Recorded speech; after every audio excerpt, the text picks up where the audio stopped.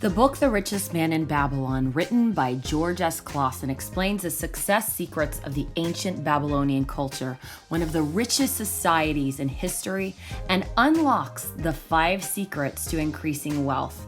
The fascinating Babylonian parables share insight on the subject of thrift, financial planning, and personal wealth. So let's unlock the secrets of the ancient world and explore the 5 laws of gold. Law number 1.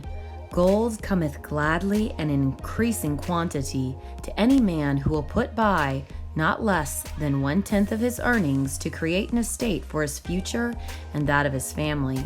In other words, a person should put away 10% of his or her income for the future at a bare minimum.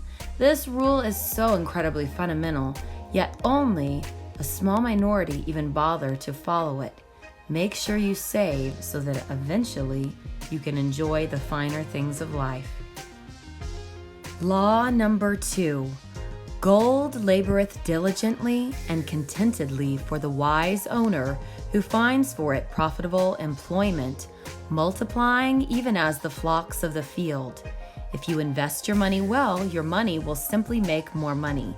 Again, a very simple and obvious rule, but one that many people never get to experience because they didn't follow the very first rule. Law number 3. Gold clingeth to the protection of the cautious owner who invests it under the advice of men wise in its handling. This rule encourages cautious investing, or at least encourages the investor to be informed. In today's era, one can turn to the internet for plenty of investing information, but you are much better off to seek wise counsel.